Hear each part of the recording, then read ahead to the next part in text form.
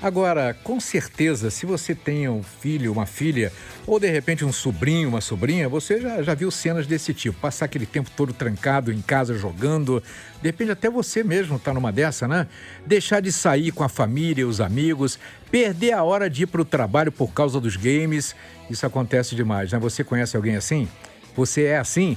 Então envie seu comentário ou dúvida pra gente, tá? As especialistas vão responder. Exatamente, gente, é oficial, tá? O chamado distúrbio de games ou gaming disorder, ele é considerado uma doença agora pela Organização Mundial da Saúde. Essa decisão foi publicada na versão atualizada do CID-11, né? Que é a classificação Estatística Internacional de Doenças e Problemas Relacionados à Saúde. Então agora nós temos ali uma definição do que é esse distúrbio em games. E é sobre isso que a gente vai conversar com as especialistas agora e entender, será que isso causa algum mal aí para a nossa saúde mental? Pois é, a Renata Mafra, psicóloga, coordenadora do curso de Psicologia da Faculdade Estácio, e a Graciele Torres, especialista em segurança digital corporativa e segurança digital infantil. Minha querida Renata, prazer em tê-la aqui, viu? Igualmente, Robson, Cássia, obrigada. Prazer, Graciele. O que é esse distúrbio e como ele age no cérebro da gente? O cérebro humano tem um circuito que chama circuito de recompensa, em que todas as ações que a gente faz, os comportamentos que são produtores de prazer, né, contribuem para a ação desse circuito de recompensa e tem uma liberação de um neurotransmissor, que é a dopamina, né, que é vamos dizer assim, a substância, né, vamos dizer assim, do prazer. E os jogos, não só os jogos eletrônicos, mas no passado a gente já conhece a dependência de jogos, são os jogos de azar, né? Que já são aí passíveis de causar dependência. Ele pode iniciar como uma atividade corriqueira, prazerosa, de brincadeira. Muitas pessoas que jogam não desenvolvem a dependência, mas ele pode passar, né, a ocupar uma parte importante da vida da pessoa, né, que acaba consumindo o seu tempo e outros afazeres a ser desviado por esse hábito. Né, aqui, eu só te falar um lance interessante que eu lembrei agora. Eu fui viciado, sabe o quê? Em totó. É um negócio que não era apostando nada, nem apostava ficha, né? Mas o totó, aquele joguinho dos bonecos, né? Sim. Gente, eu era viciado, eu sonhava com isso, eu acordava, eu queria o tempo todo jogar isso. Que loucura, hein? Pois é, só que os jogos digitais, eles têm ali uma outra forma de agir, né? Porque no com totó você certeza. está jogando sozinho. O jogo envolve muito mais. Você está jogando com amigos, com outras pessoas. O jogo digital, às vezes você está ali, a outra pessoa está do outro lado do mundo, ou você está interagindo sozinho com uma máquina. Então, isso causa, esse fato, além disso, causa o isolamento da pessoa também, né? Sim. E esse vício é semelhante ao vício, talvez, em droga, em substâncias ilícitas, assim? Toda dependência, ela tem mais ou menos o mesmo mecanismo de ação, né? Inclusive, sim, né?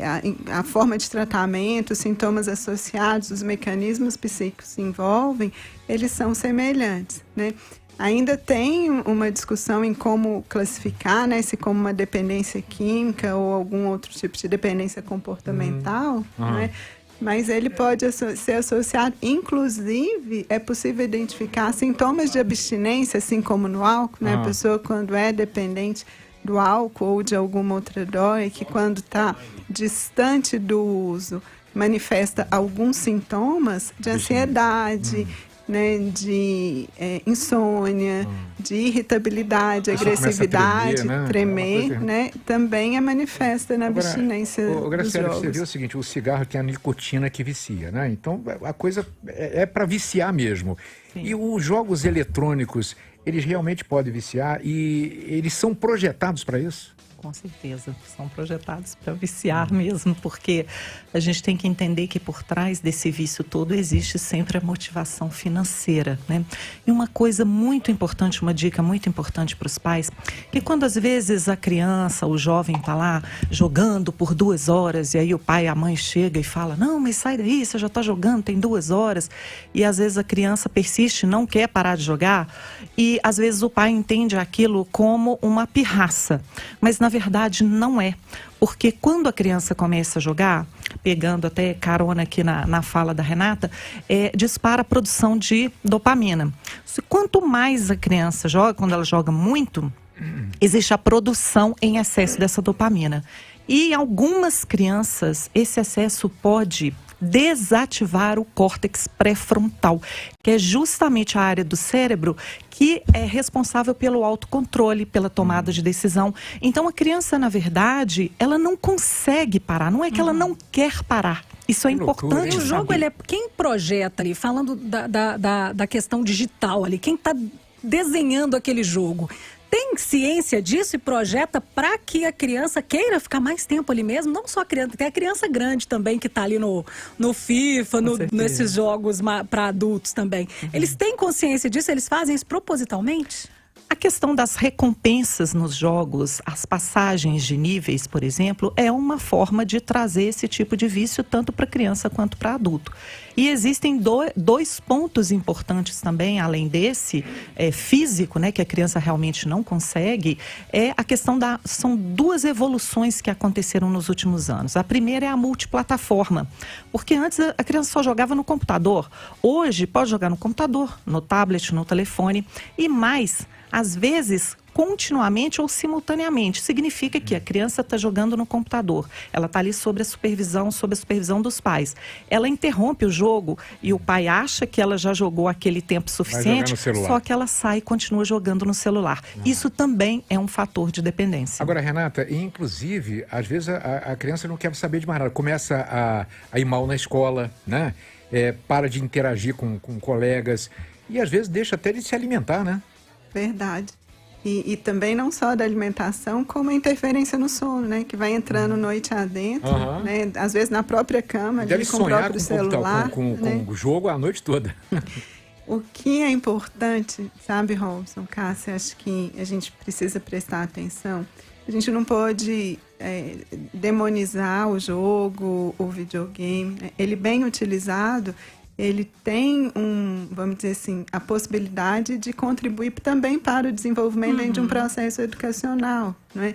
É claro que tudo aquilo que envolve o ganho financeiro, né, em relação à sua produção, você pega a indústria da bebida, né? Você pega o marketing que a gente tem para bebida aí nas redes e quantos danos a gente tem por conta da bebida. Mas você tem o uso da bebida de uma forma educada, adequada e socialmente aceitável, que é muito bacana. Então a gente, né, não vai demonizar.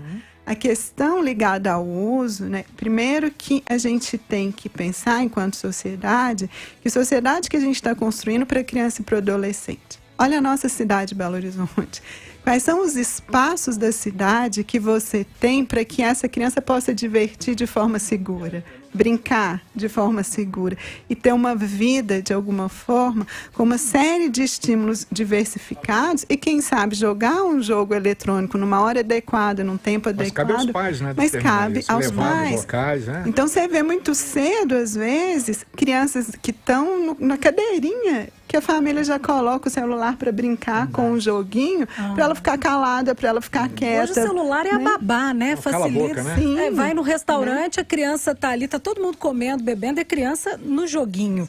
Agora, por outro lado, a gamificação hoje, até da educação, ela é extremamente positiva e traz ganhos, inclusive, eu acho que financeiros para a indústria, mas também para o desenvolvimento educacional, né, Graciele? Com certeza, claro, Cássia. E a gamificação, ela teve um aspecto tão positivo que hoje diversas empresas realizam treinamento através da gamificação, porque torna o aprendizado mais gostoso, mais leve, né?